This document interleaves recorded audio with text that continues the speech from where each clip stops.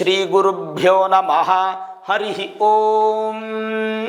ಆತ್ಮೀಯ ಪ್ರಿಯ ಪ್ರೇಕ್ಷಕ ಮಿತ್ರರೇ, ನಿಮ್ಮೆಲ್ಲರ ಜೀವನ ಸುಖಕರ, ಸಮೃದ್ಧಿಕರ, ಲಾಭಕರವಾಗಿರಲಿ ಅಂತ ನನ್ನ ಆರಾಧ್ಯ ದೇವಿ ಹೊರನಾಡು ಅನ್ನಪೂರ್ಣೇಶ್ವರಿಯ ಪಾದಗಳಿಗೆ ನಮಸ್ಕರಿಸ್ತಾ, ಪ್ರಿಯ ಪ್ರೇಕ್ಷಕ ಮಿತ್ರರೇ, ಮೀನರಾಶಿ ಜನವರಿ ತಿಂಗಳ ಮಾಸ ಭವಿಷ್ಯ ಹೇಗಿದೆ ಅನ್ನುವಂಥದ್ದನ್ನು ಈ ವಿಡಿಯೋಲಿ ನಾವು ನೋಡೋಣ. ಸಾಧಾರಣವಾಗಿ ಮೀನರಾಶಿಯವರಿಗೆ ಈ ಒಂದು ತಿಂಗಳಲ್ಲಿ ಸಾಧಾರಣವಾದ ಫಲ ಅನ್ನುವಂಥದ್ದನ್ನು ನಾವು ಅಪೇಕ್ಷೆ ಪಡ್ಬೋದು. ತುಂಬ ಏರಿಳಿತಗಳು ಜಾಸ್ತಿ ಈ ತಿಂಗಳು. ಕೆಲಸಗಳು ತುಂಬ ನಿಧಾನ, ಆಗಬೇಕಾಗಿರ್ತಕ್ಕಂಥ ಕೆಲಸಗಳೆಲ್ಲ ತುಂಬ ಪೋಸ್ಟ್ಪಾನ್ ಆಗಿ ಹೋಗುವಂಥದ್ದು, ಮನಸ್ಸಿಗೆ ಬೇಸರ, ಖಿನ್ನತೆ ಉಂಟಾಗುವಂಥದ್ದು, ಸುಖ ಸುಮ್ಮನೆ ಕೋಪ ಬರುವಂತಹ ಸಾಧ್ಯತೆಗಳು ಕೂಡ ಹೆಚ್ಚಾಗಿ ಈ ತಿಂಗಳು ಮೀನರಾಶಿಯವರಿಗೆ ಕಾಣ್ತಾ ಇದೆ. ರಾಶ್ಯಾಧಿಪತಿ 3ನೇ ಮನೆಯಲ್ಲಿದ್ದು ಗುರುಬಲ ನಿಮಗಿಲ್ಲ. ಗುರುಬಲ ಇಲ್ಲ ಅಂದರೂ ಕೂಡ ನಿಮಗೆ ಗುರು ಒಳ್ಳೆ ಫಲವನ್ನು ಕೊಡ್ತಾನೆ. ಕಾರಣ ನಿಮ್ಮ ರಾಶಿ ಅಧಿಪತಿ, ಅವನೇ ದಶಮಾಧಿಪತಿ ಹಾಗೂ ರಾಶ್ಯಾಧಿಪತಿ. ಆದ್ದರಿಂದ ಸ್ವಲ್ಪ ಉದ್ಯೋಗದಲ್ಲಿ ಕಿರಿಕಿರಿ, ಮನಸ್ಸಿಗೆ ಬೇಸರ ಬರುವಂಥ ಸಾಧ್ಯತೆ, ಆಮೇಲೆ ಉದ್ಯೋಗದಲ್ಲಿ ಒಂಚೂರು ಜಗಳ ಆಡ್ಬಿಡೋದು, ಮನಸ್ತಾಪ ಮಾಡ್ಕೊಳ್ಳೋದು, ಈ ಥರದ್ದೆಲ್ಲ ಸ್ವಲ್ಪ ತೊಂದರೆಗಳಾಗುತ್ತೆ. ಫಿನಾನ್ಷಿಯಲ್ ಆಗಿ ಯಾರನ್ನೂ ನಂಬಕ್ಕೆ ಹೋಗಬೇಡಿ. ಈ ತಿಂಗಳು ಸ್ವಲ್ಪ ಫಿನಾನ್ಷಿಯಲ್ ಲಾಸ್ ಜಾಸ್ತಿ ಇದೆ ಮೀನರಾಶಿಯವರಿಗೆ. ಅದು ಬಹಳ ಎಚ್ಚರಿಕೆಯಿಂದ ಇರತಕ್ಕಂಥದ್ದು ಉತ್ತಮ. ಇನ್ನು ಸಾಡೆ ಸಾತಿ ಪ್ರಾರಂಭದ ಭಾಗ ಆದ್ದರಿಂದ ಶನಿ ಪರಮಾತ್ಮ ನಿಮಗೆ ವ್ಯಯದಲ್ಲಿ ಇರುವುದರಿಂದ ಒಂದು ಸ್ವಲ್ಪ ಎಚ್ಚರಿಕೆನೇ ಇರಬೇಕು ಅನಿಸುತ್ತೆ. ಒಂದು ಕಡೆ ಗುರುಬಲನೂ ಇಲ್ಲ, ಇನ್ನೊಂದು ಕಡೆ ಸಾಡೆ ಸಾತಿ ನಡೀತಾ ಇದೆ. ಎಲ್ಲಿ ನೋಡಿದ್ರೂ ಕೂಡ ಅಷ್ಟೊಂದೇನು ಉತ್ತಮವಾದಂಥ ಸಂದರ್ಭ ಅಂತ ಕಾಣ್ತಾ ಇಲ್ಲ. ಏನಪ್ಪ ಒಂದು ಸಂತೋಷ ಸುದ್ದಿ ಅಂದರೆ, ರಾಶಿಯಿಂದ 3 ಮತ್ತು 8ನೇ ಮನೆ ಅಧಿಪತಿ ಆಗಿರತಕ್ಕಂಥ ಶುಕ್ರ 12ನೇ ಮನೆಯಲ್ಲಿ ಮಿತ್ರನ ಮನೆಯಲ್ಲಿದ್ದಾನೆ. ಅಂದರೆ ಧೈರ್ಯ, ತುಂಬ ಜಾಸ್ತಿ ಧೈರ್ಯ ಬರುತ್ತೆ, ಸಾಹಸ, ಸಕ್ಸಸ್ಗೆ ಹೋಗ್ತೀರಾ. ಆಮೇಲೆ ಯಾವುದೇ ರೀತಿಯಂಥ ತೊಂದರೆಗಳು ನಿಮ್ಗೆ ಆಗಲ್ಲ. ಮತ್ತು ಬಲಿಷ್ಠವಾದಂಥ ಶರೀರ, ಬಲಿಷ್ಠವಾದಂಥ ಒಂದು ದಾರಿ, ನಡೆ ನುಡಿ ಇರುತ್ತೆ. ಫಿನಾನ್ಷಿಯಲ್ ಆಗಿ ಬಲಿಷ್ಠ ಅಲ್ಲ, ಬೇರೆ ಎಲ್ಲದರಲ್ಲೂ ಕೂಡ ನಿಮಗೆ ಆರೋಗ್ಯ, ಆಯುಷ್ಯ ಎಲ್ಲ ಸ್ವಲ್ಪ ಗಟ್ಟಿ ಇರುತ್ತೆ. ಚಿಂತೆ ಮಾಡೋ ಅವಶ್ಯಕತೆ ಇಲ್ಲ ಮೀನರಾಶಿಯವರಿಗೆ ಜನವರಿ ತಿಂಗಳಲ್ಲಿ. ರಾಶಿಯಿಂದ ದ್ವಿತೀಯ ಮತ್ತು ಭಾಗ್ಯಾಧಿಪತಿ ಆಗಿರತಕ್ಕಂಥ ಕುಜ ಪ್ರಸ್ತುತ ಅಂತೂ ನೀಚ ಸ್ಥಾನ. ಕುಜ ನೀಚನಾಗಿದ್ದರೆ ನೋಡಿ, ಭೂಮಿ ಸಂಬಂಧಪಟ್ಟಂಥದ್ದು ಯಾವುದ್ರಲ್ಲೂ ಅನುಕೂಲ ಆಗಲ್ಲ. ಮನೆ ಕಟ್ಟೋ ವಿಚಾರದಲ್ಲಾಗಲಿ ಅಥವಾ ವ್ಯವಸಾಯ ಆಗಲಿ ಅಥವಾ ಯಾವುದೇ ಥರದ ಸಂದರ್ಭದ ಸಮಸ್ಯೆಗಳಾಗಲಿ ನಿಮಗೆ ಅಷ್ಟೊಂದೇನು ಉತ್ತಮವಾದಂಥ ಫಲ ಸಿಗುವಂಥ ಸಾಧ್ಯತೆಗಳು ಹೆಚ್ಚು ಕಾಣ್ತಾ ಇಲ್ಲ ಮೀನರಾಶಿಯವ್ರಿಗೆ. ಭಾಗ್ಯಾಧಿಪತಿ ಚೆನ್ನಾಗಿಲ್ಲದೆ ಇದ್ದಾಗ ಸ್ವಲ್ಪ ವ್ಯಯ, ಈ ತಿಂಗಳು ಖರ್ಚು ಜಾಸ್ತಿ ಬರುತ್ತೆ. ಅವನೇ ಕುಟುಂಬ ಸ್ಥಾನಕ್ಕೆ ಅಧಿಪತಿ. ಸ್ವಲ್ಪ ಜಗಳಗಳು, ಮನಸ್ತಾಪಗಳು, ವೈಮನಸ್ಯಗಳು, ದಾಯಾದಿಗಳ ಕಲಹಗಳು ಇತ್ಯಾದಿಗಳು ಆಗ್ತಾ ಇರುತ್ತೆ ಮೀನರಾಶಿಯವರಿಗೆ. ಮತ್ತು ಧನಸ್ಥಾನನೂ ಹೌದೇ, 2ನೇ ಮನೆ ಅಧಿಪತಿಗೂ ಕೂಡ ಧನಸ್ಥಾನಾಧಿಪತಿನೂ ಕುಜನೇ. ಆದ್ದರಿಂದ 21ನೇ ತಾರೀಕಿನವರೆಗೂ ತುಂಬ ನೆಗೆಟಿವ್ ಇರುತ್ತೆ. ಅದಾದಮೇಲೆ ಸ್ವಲ್ಪ ಪಾಸಿಟಿವ್ ಆಗುತ್ತೆ, ತೀರಾ ದೊಡ್ಡ ಪಾಸಿಟಿವ್ ಏನಿಲ್ಲ. ಯಾಕೆಂದರೆ ವಕ್ರಿಯಾಗಿ ಶತ್ರು ಮನೆಗೆ ಬರ್ತಾರೆ ಕುಜ. 4ನೇ ಮನೆಗೆ ಬಂದಾಗ ಕುಜದೋಷನೂ ಇರುತ್ತೆ. 21ನೇ ತಾರೀಕು ತನಕ ಪ್ರಾಬ್ಲಮ್ಸ್ ಕ್ಲಿಯರ್ ಆದರೆ 21ನೇ ತಾರೀಕಿಂದ ನಂತರ ಕೋಪ ಮಾತ್ರ ಜಾಸ್ತಿ ಇರುತ್ತೆ. ತಾಳ್ಮೆ ತುಂಬ ಬಯಸಬೇಕು. ಸಾಧ್ಯವಾದಷ್ಟು ಸ್ವಲ್ಪ ಮಟ್ಟಿಗೆ ಯಾರ ಜೊತೆನೂ ಹೆಚ್ಚು ವ್ಯವಹಾರ ಮಾಡೋದು ಬೇಡ. ನೀವಾಯಿತು, ನಿಮ್ಮ ಕೆಲಸ ಆಯಿತು, ನಿಮ್ಮ ಮನೆ ಆಯಿತು, ಊಟ ಆಯಿತು, ನಿದ್ರೆ ಆಯಿತು, ಆರೋಗ್ಯ ಆಯಿತು, ಈ ಥರ ನೋಡ್ಕೊಳ್ಳೋದು ಭಾಳ ಉತ್ತಮ. ಲಕ್ಷ್ಮೀ ನರಸಿಂಹಸ್ವಾಮಿನ ಆರಾಧನೆ ಮಾಡಲೇಬೇಕು. ಲಕ್ಷ್ಮೀ ನರಸಿಂಹ ಕರಾವಲಂಬ ಸ್ತೋತ್ರ ಕೇಳಲೇಬೇಕು ಮೀನರಾಶಿಯವರು. ಇದು ಬಹಳ ಮುಖ್ಯವಾಗುತ್ತೆ. ಜೊತೆಗೆ ರಾಶಿಯಿಂದ 4ಥ ಮತ್ತು 7ಮಾಧಿಪತಿ ಆಗಿರ್ತಕ್ಕಂಥ ಬುಧ 4ನೇ ತಾರೀಕು ಬುಧ ಬಂದು ನಿಮ್ಮ ರಾಶಿಗೆ 11ನೇ ಮನೆಗೆ ಪ್ರವೇಶ ಆಗ್ತಾರೆ. 4ನೇ ತಾರೀಕಿನವರೆಗೂ ವಿವಾಹ ಸಂಬಂಧಪಟ್ಟಂಥದ್ದು, ಶುಭ ಕಾರ್ಯಕ್ಕೆ ಸಂಬಂಧಪಟ್ಟಂಥದ್ದು ಅಥವಾ ಯಾವುದೇ ಒಂದು ಶುಭ ಸಂಗತಿ, ವಾಹನ ಇತ್ಯಾದಿ ಖರೀದಿ ಮಾಡುವಂಥದ್ದು, ನೀವು ಸುಖ ಪಡುವಂಥದ್ದೆಲ್ಲ ಫಸ್ಟ್ ಒಂದು 3-4 ಡೇಸ್ ಇರೋದಿಲ್ಲ. ಜನವರಿ 1, 2, 3, 4 ಇರಲ್ಲ. 4ನೇ ತಾರೀಕು ಬುಧ ಬದಲಾವಣೆ ಆದಮೇಲೆ ಸ್ವಲ್ಪ ಮಟ್ಟಿಗೆ ಬುಧನಿಂದ ಸ್ವಲ್ಪ ಸಂತೋಷವನ್ನು ಕಾಣಬಹುದು. ಸಾಧ್ಯವಾದಷ್ಟು ಲಕ್ಷ್ಮೀ ನರಸಿಂಹಸ್ವಾಮಿನ ಆರಾಧನೆ ಮಾಡಿದ್ರೆ ಬುಧ ನಿಮಗೆ ಬಲಿಷ್ಠ ಆಗೋದ್ರಿಂದ ಸ್ವಲ್ಪ ಈ ನೆಗೆಟಿವಿಟಿ ಸ್ಟಾರ್ಟಿಂಗಿಂದ ಏನು ಹೇಳಿದೆ ಆ ನೆಗೆಟಿವಿಟಿ ಎಲ್ಲ ಬ್ಯಾಲೆನ್ಸ್ ಆಗುವಂಥ ಸಾಧ್ಯತೆಗಳಿದೆ. ಸಮಸ್ಯೆಗಳು ಪರಿಹಾರ ಆಗೋದು ಅಥವಾ ಅದರಿಂದ ನಿಮ್ಗೆ ಒಳಿತಾಗೋದಲ್ಲ, ಬ್ಯಾಲೆನ್ಸ್ ಆಗುವಂಥ ಎಲ್ಲ ಯೋಗಗಳು ಕಾಣಿಸ್ತಾ ಇದೆ, ಭಾಳ ಸ್ಪಷ್ಟವಾಗಿ ಕಾಣಿಸ್ತಾ ಇದೆ. ರಾಶಿಯಿಂದ ವಿಶೇಷವಾದ ಸ್ಥಾನದಲ್ಲಿ ಅಂದರೆ 6ನೇ ಮನೆ ಅಧಿಪತಿ ಆಗಿರ್ತಕ್ಕಂಥ ಸೂರ್ಯ 14ನೇ ತಾರೀಕುವರೆಗೂ ಕರ್ಮಸ್ಥಾನದಲ್ಲಿರ್ತಾರೆ. ತುಂಬ ಒಳ್ಳೆ ಫಲ. ಕರ್ಮಸ್ಥಾನ ದಾಟಿ ಮತ್ತೆ ಶತ್ರು ಮನೆಗೆ ಬರ್ತಾರೆ. 11ನೇ ಮನೆ ಏಕಾದಶ ಲಾಭಸ್ಥಾನಕ್ಕೆ ಬಂದರೂ ಶತ್ರು ಸ್ಥಾನವೇ ಅದು. ಹಾಗಾಗಿ 6ನೇ ಮನೆ ಶತ್ರು ಸ್ಥಾನಕ್ಕೆ ಬಂದರೆ ಸುಖ ಸುಮ್ಮನೆ, ಶತ್ರುಗಳು ಸ್ವಲ್ಪ ಉತ್ಪತ್ತಿ ಆಗೋದು, ಸ್ವಲ್ಪ ಋಣಬಾಧೆ, ಒಂಚೂರು ಸಾಲ ಮಾಡಬೇಕಂತ ಪರಿಸ್ಥಿತಿ ಬರೋದು, ಈ ಥರದ್ದೆಲ್ಲ ಸಾಧ್ಯತೆಗಳು ಹೆಚ್ಚಾಗಿ ಕಾಣ್ತಾ ಇದೆ. ಶನಿ ನಿಮಗೆ 11 ಮತ್ತು 12ನೇ ಮನೆ ಅಧಿಪತಿ 12ನೇ ಮನೆಯಲ್ಲಿದ್ದಾರೆ. ಶನಿಯಿಂದ ನಿಮಗೆ ಖಂಡಿತವಾಗಲೂ ಪಾಸಿಟಿವ್ ಇಲ್ಲ.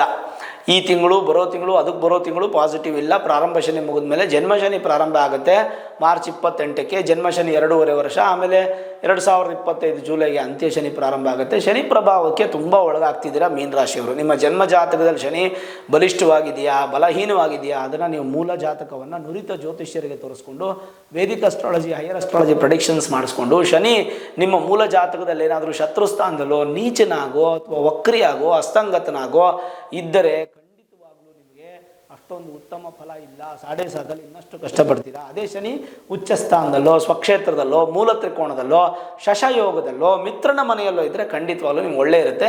ಅದನ್ನು ನೀವು ಡಿಗ್ರಿ ವೈಸ್ ಸಮೇತವಾಗಿ ಮೂಲ ಜಾತಕವನ್ನು ತೋರಿಸ್ಕೊಳ್ಳಿ. ಅದು ತುಂಬ ಇಂಪಾರ್ಟೆಂಟ್ ಆಗುತ್ತೆ. ಜನ್ಮ ದೋಷಗಳೇನಿದ್ರೆ ಅದು ಪರಿಹಾರಗಳು ಮಾಡಿಕೊಂಡ್ರೆ ಖಂಡಿತ ಶನಿಯಿಂದ ಬರತಕ್ಕಂತಹ ಕೆಟ್ಟದ್ದೆಲ್ಲ ನಿವಾರಣೆ ಆಗುತ್ತೆ.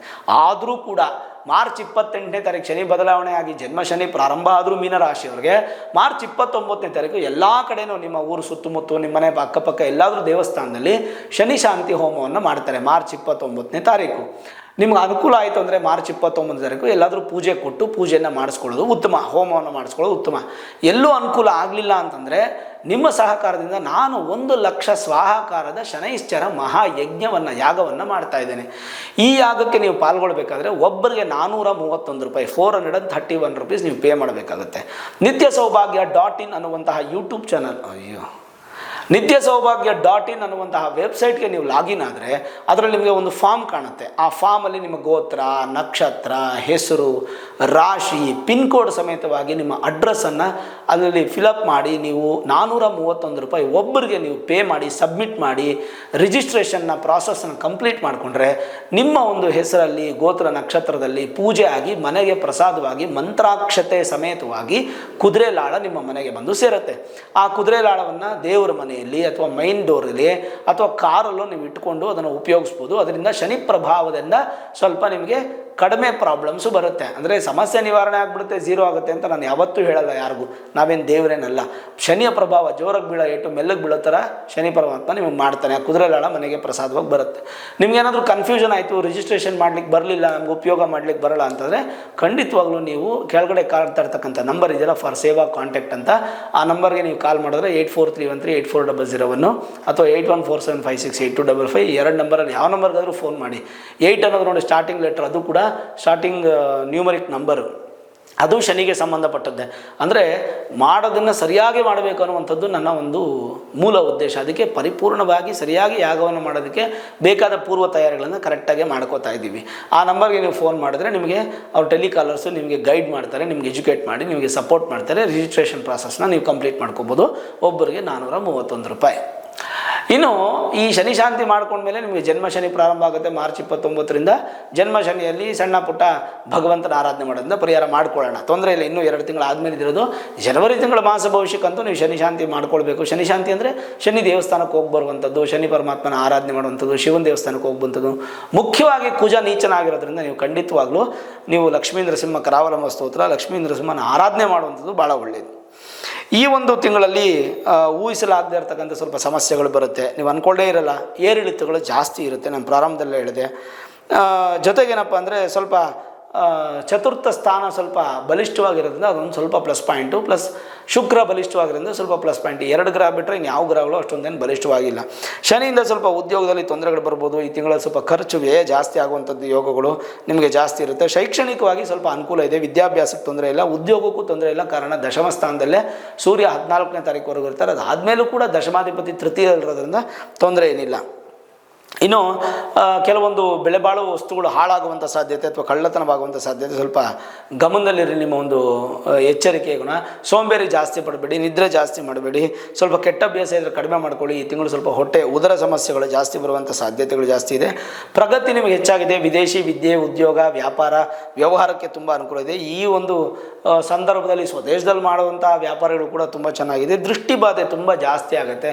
ಸಾಧ್ಯವಾದಷ್ಟು ದೃಷ್ಟಿಯನ್ನು ಕಡಿಮೆ ಮಾಡ್ಕೊಳ್ಳಿಕ್ಕೆ ಏನು ಮಾಡಬೇಕು ಮಾಡಬೇಕು ನೋಡಿ. ಏನೇ ಒಂದು ವಸ್ತು ತೊಗೊಳ್ಳಿ ಅಥವಾ ಏನೇ ಕೆಲಸ ಮಾಡಲಿ, ಕೆಲಸ ಪರಿಪೂರ್ಣ ಆಗೋವರೆಗೂ ಯಾರಿಗೂ ಹೇಳಕ್ಕೆ ಹೋಗಬೇಡಿ. ಹೇಳಿದ್ರೆ ಆ ದೃಷ್ಟಿಯಿಂದ ಸ್ವಲ್ಪ ಹಿನ್ನಡೆ ಆಗುತ್ತೆ. ಸಂಗಾತಿಯೊಡನೆ ಭಿನ್ನಾಭಿಪ್ರಾಯ ಆಗಿ ಸ್ವಲ್ಪ ಕೋಪಗಳು, ತಾಪಗಳು, ಜಗಳಗಳು ಬರುವಂಥ ಸಾಧ್ಯತೆ.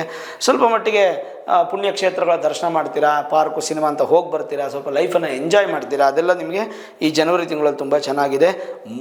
ಉತ್ತಮವಾಗಿ ಹೇಳಬೇಕು ಅಂತಂದರೆ ಶುಕ್ರ ಬುಧ ಇಬ್ಬರು ನಿಮಗೆ ಈ ತಿಂಗಳು ಯೋಗಕಾರಕ. ಆದರೆ ನಿಮಗೆ ನೆಗೆಟಿವ್ ಏನಪ್ಪ ಅಂತಂದರೆ ಒಂದು ಫಿನಾನ್ಷಿಯಲ್ ಹೊಡೆತ ಜಾಸ್ತಿ ಬೀಳುತ್ತೆ, ಮೋಸ ಹೋಗುವಂಥ ಸಾಧ್ಯತೆ. ಈ ಎರಡು ವಿಚಾರದಲ್ಲಿ ಸ್ವಲ್ಪ ಎಚ್ಚರಿಕೆಯಿಂದ ಇರತಕ್ಕಂಥದ್ದು ಭಾಳ ಒಳ್ಳೆಯದು.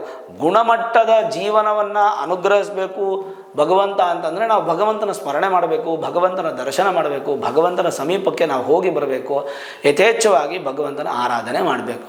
ಕುಜ ನೀಚನಾಗಿರೋದು ತುಂಬ ದೊಡ್ಡ ಪೆಟ್ಟು. 21ನೇ ತಾರೀಕುವರೆಗೂ ಎಚ್ಚರ ಇರಿ. ಯಾವುದೇ ಕಾರಣಕ್ಕೂ ಭೂಮಿ ಸಂಬಂಧಪಟ್ಟಂಥ ವಿಚಾರದಲ್ಲಿ ಇಮಿಡಿಯೇಟ್ ಡಿಸಿಷನ್ಸ್ ತೊಗೊಬೇಡಿ. ಮೋಸ ಹೋಗ್ಬಿಡ್ತೀರಾ, ಹಣ ಕಳ್ಕೊಂಡ್ಬಿಡ್ತೀರಾ. ಸ್ವಲ್ಪ ಹುಷಾರಾಗಿ ಎಲ್ಲವನ್ನು ಬ್ಯಾಲೆನ್ಸ್ ಮಾಡಿಕೊಂಡು ಜ್ಯೋತಿಷ್ಯರನ್ನು ಬೇಕಾದ್ರೆ ನೀವು ಭೇಟಿ ಮಾಡಿ, ಇದು ಸರಿಯಾದ ಸಮಯನ, ಏನಾದರೂ ಪರಿಹಾರ ಮಾಡ್ಕೋಬೇಕಾ, ಸರಿಯಾದ ಸಮಯನ, ದೊಡ್ಡ ಪ್ರಮಾಣದ ಕೆಲಸ ಮಾಡ್ತಾಯಿದ್ದೀನಿ, ಇನ್ವೆಸ್ಟ್ಮೆಂಟ್ ಮಾಡ್ತಾಯಿದ್ದೀನಿ, ಇದು ಕರೆಕ್ಟ್ ಇದೆಯಾ ಅಂತೆಲ್ಲ ಡೀಟೇಲ್ಸ್ ತಿಳ್ಕೊಂಡು ಏನಾದರೂ ಪರಿಹಾರ ಬೇಕಾದ್ರೆ ಖಂಡಿತವಾಗ್ಲೂ ಸುಲಭ ಪರಿಹಾರ ಮಾಡ್ಕೊಳ್ಳಿ. ಭಗವಂತನ ಆಶೀರ್ವಾದ ನಿಮಗೆ ಸಿಗುತ್ತೆ. ನೋಡಿದ್ರಲ್ಲ ಮೀನರಾಶಿಯವರ ಮಾಸ ಭವಿಷ್ಯ.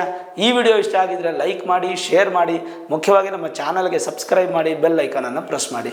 ಪ್ರತಿನಿತ್ಯ ನಾನು ಪೂಜೆ ಮಾಡುವಂತಹ ನನ್ನ ಆರಾಧ್ಯ ದೇವಿ ಹೊರನಾಡು ಅನ್ನಪೂರ್ಣೇಶ್ವರಿಯ ಆಶೀರ್ವಾದ ಅನುಗ್ರಹ ಸದಾಕಾಲ ಮತ್ತೊಮ್ಮೆ ನಿಮ್ಗೆ ಸಿಗಲಿ ಅಂತ ಪ್ರಾರ್ಥನೆ ಮಾಡ್ತಾ, ಸರ್ವೇ ಜನಾಃ ಸುಖಿನೋ ಭವಂತು, ಸಮಸ್ತ ಸನ್ಮಂಗಳ ನಿಭವಂತು.